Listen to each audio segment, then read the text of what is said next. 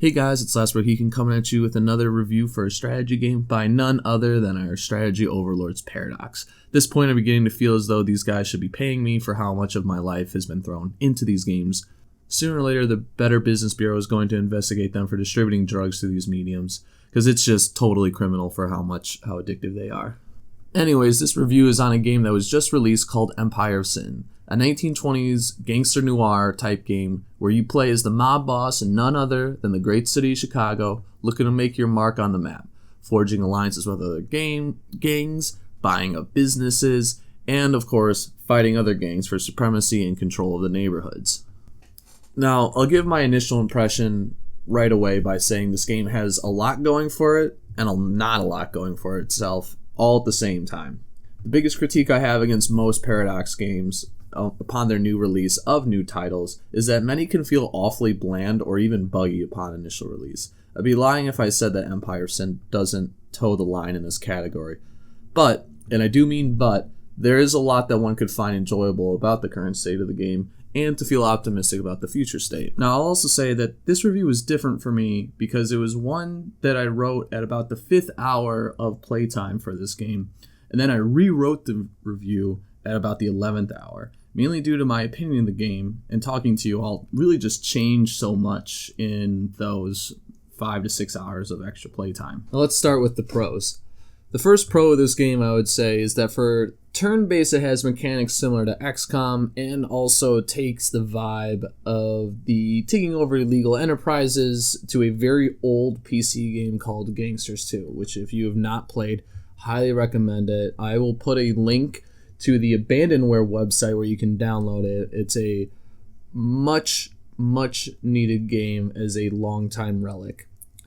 Anyways, now what it does better than XCOM is allow you to really choose a time and place in most of your battles and confrontations. I've also seen that people comment in the reviews on Steam that, oh, well, the combat is a watered-down version of it.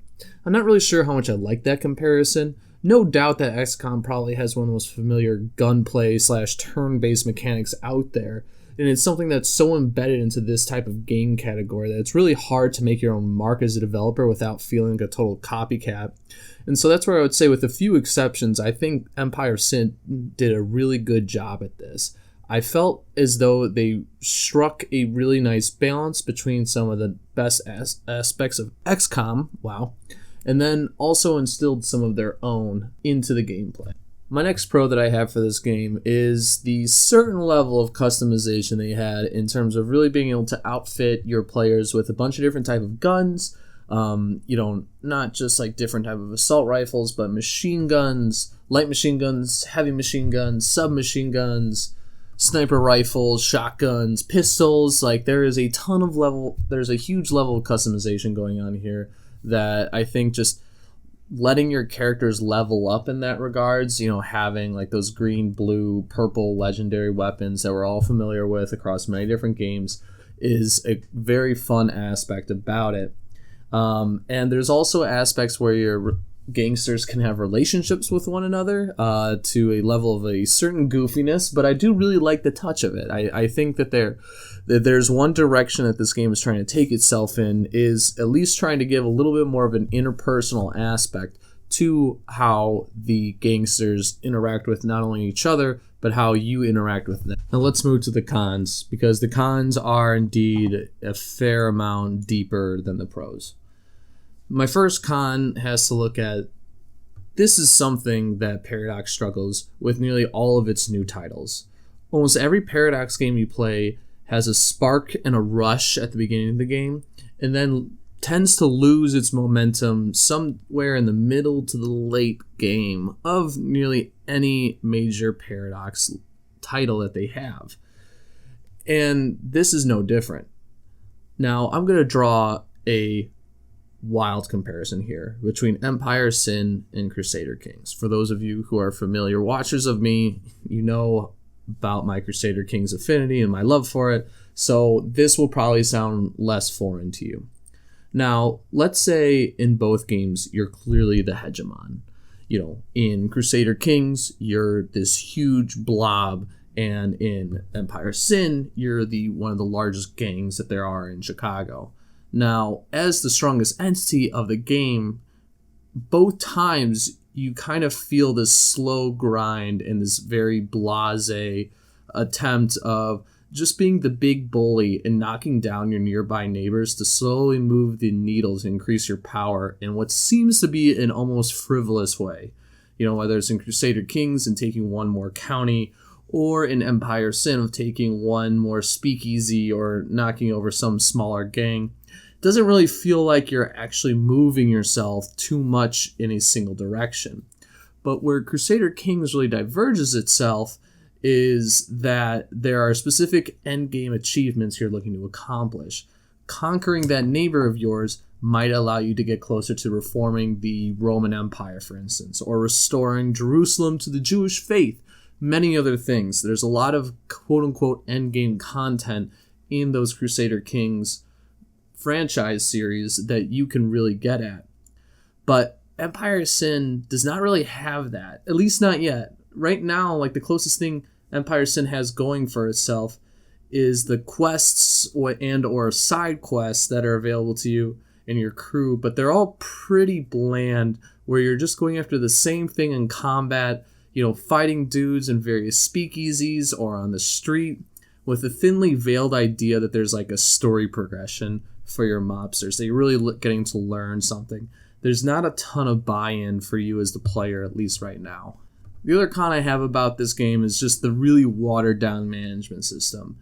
It has so much potential to be more than what it is right now, but it currently stands where there just isn't much going for it. Crew management is basically non-existent. You can't select squads that are pre-coordinated or pre-picked out to go do things where you're the mob boss as Al Capone just sitting in your safe house and sending out your lackeys to go do stuff.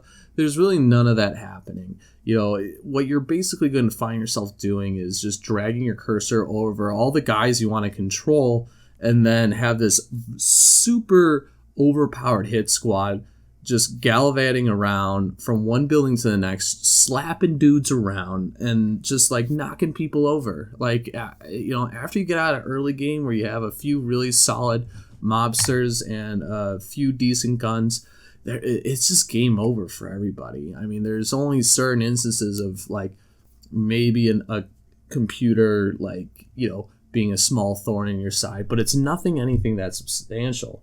And then the other aspect of the management is just the building and asset management is really just a single screen of arbitrarily adding advanced levels to it. You as the player don't see any sort of kind of effect to this. You moving your speakeasy or your brothel to a level 2 doesn't materially add anything besides them just saying, hey, congrats, you got more income.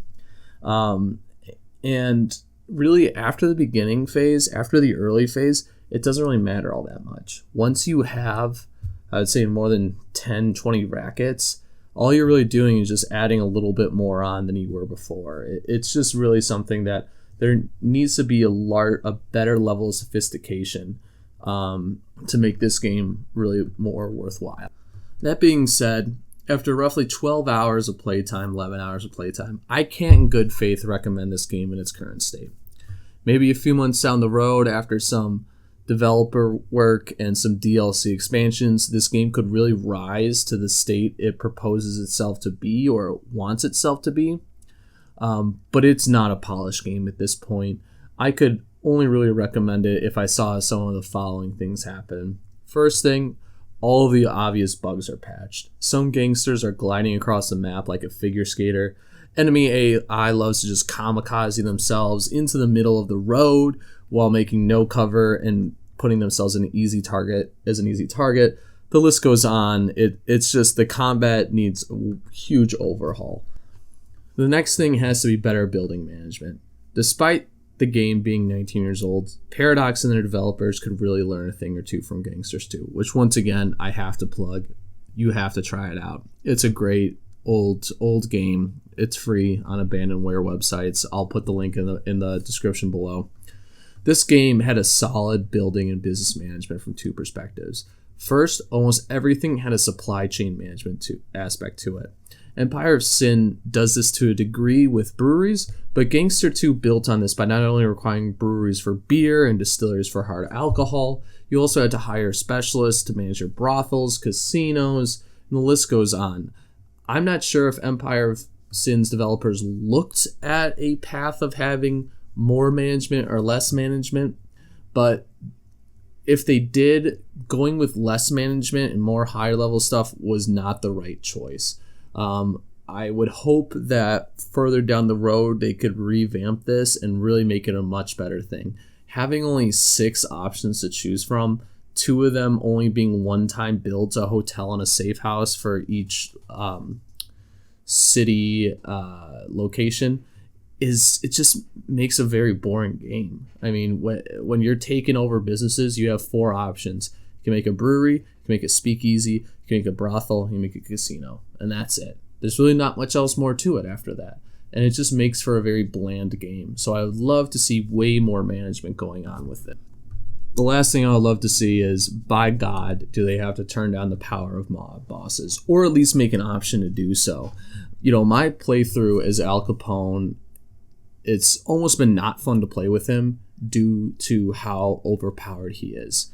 He is just a fucking tank. He can literally take any bullets. He has amazing accuracy. I mean, this guy could see an enemy through 3 walls of brick in full cover, eating a meatball marinara, and he would still have a 100% chance to fatally shoot the guy.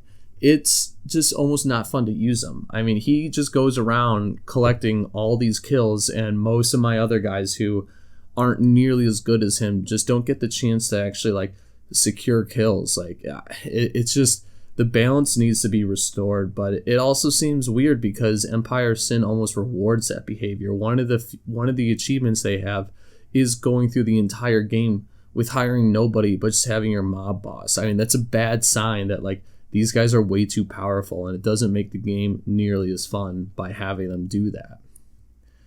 Anyways, I think I said my part. This review has been a lot longer, not even just a bit, but a lot longer, because I did have a lot more to say about the game that I feel very conflicted about.